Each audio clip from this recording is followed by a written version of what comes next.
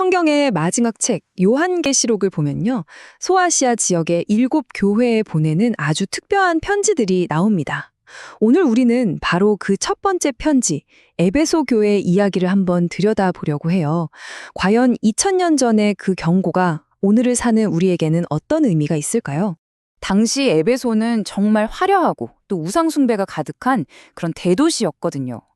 그런데 바로 그 도시의 심장부에서 에베소 교회는 온갖 박해를 견뎌내면서 믿음을 정말 굳건하게 지켜냈습니다.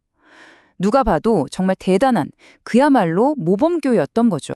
그런데 말이죠. 이렇게 겉으로 보기에 완벽했던 교회 안에 그 존재 자체를 뿌리채 흔들 수 있는 아주 치명적인 문제가 자라고 있었습니다.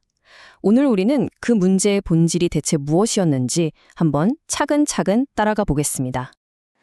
자, 그럼 먼저 이 교회가 칭찬받은 이유부터 한번 살펴볼까요?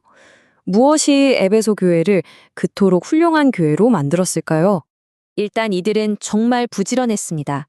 복음을 위해서라면 수고를 아끼지 않았고 또 믿음을 지키기 위해서 어떤 어려움이 와도 꿋꿋이 참아냈죠. 특히 잘못된 가르침이나 이단 사상이 교회에 스며드는 걸 막기 위해서 아주 철저하게 싸웠습니다. 그 대표적인 예가 바로 니골라당이라는 이단이었어요. 이 사람들은 어차피 영혼은 구원받았으니까 우리 몸으로는 어떤 죄를 지어도 괜찮아. 이런 식의 굉장히 달콤하지만 위험한 논리를 퍼뜨렸거든요. 에베소 교회는 이런 영적인 타협을 단호하게 거부했고 이건 하나님께서도 인정하신 아주 훌륭한 모습이었습니다. 이렇게 칭찬할 거리가 많았던 교회인데 여기서 분위기가 확 바뀝니다. 모든 칭찬 뒤에 따라오는 단 한마디. 그러나 바로 이 한마디가 모든 걸 바꿔놓습니다. 그들이 책망받은 이유는 바로 이거였습니다. 그 수많은 장점에도 불구하고 가장 본질적인, 가장 중요한 한 가지를 놓치고 있었던 거죠. 그게 뭐였냐면 바로 처음 사랑을 버렸다는 것이었습니다. 그러면 이 처음 사랑이라는 게 대체 뭘 의미하는 걸까요? 그리고 그걸 잃어버렸다는 게 왜 그렇게까지 심각한 문제였을까요? 한번 생각해 보세요. 처음 믿음을 가졌을 때 이 교회는 하나님을 향한 뜨거운 열정 그리고 서로를 향한 정말 진실한 사랑으로 가득 차 있었습니다. 그런데 시간이 지나면서 그 뜨거웠던 열정은 그냥 익숙함이 되어버렸고 사랑은 차가운 의무감으로 변해버린 거예요. 그러니까 겉으로 하는 활동은 다 똑같은데 그 안에 있는 심장이 차갑게 식어버린 거죠. 바로 이겁니다. 이게 핵심이에요. 그들은 분명 옳은 일을 하고 있었어요. 하지만 그 동기가 사랑이 아니었던 거죠. 진리를 지키는 데는 성공했지만 그 진리의 핵심인 사랑을 잃어버린 한마디로 생명력 없는 교회가 되어가고 있었던 겁니다.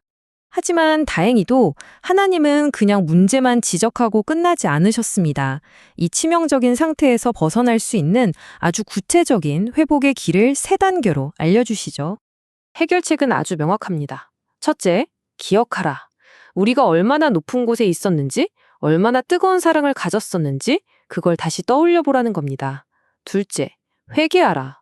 이건 그냥 후회하라는 게 아니라 사랑 없는 신앙이 잘못됐다는 걸 인정하고 방향을 완전히 바꾸라는 거죠. 그리고 마지막으로 처음 행위를 가지라. 예전에 그 뜨거웠던 사랑을 동력으로 삼아서 다시 행동으로 옮기라는 겁니다.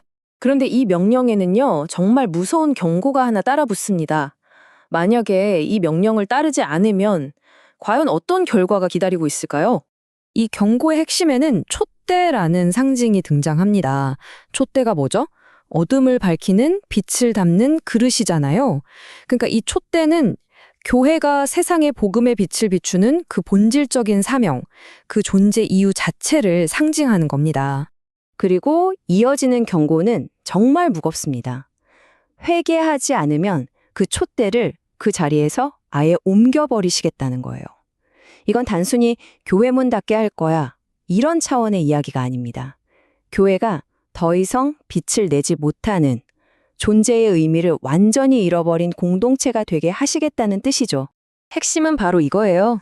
사랑을 잃어버린 교회는 더 이상 세상에 빛이 될 수 없고 결국에는 이름만 남은 텅 빈 껍데기로 전락하고 만다는 것. 안타깝게도 역사를 보면 에베소 교회는 결국 이 경고대로 황량한 폐허만 남게 되었죠. 하지만 이 메시지는 무서운 경고로만 끝나지 않습니다.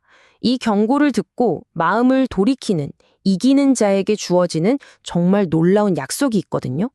그 약속은 바로 생명나무의 열매, 다시 말해 영원한 생명입니다.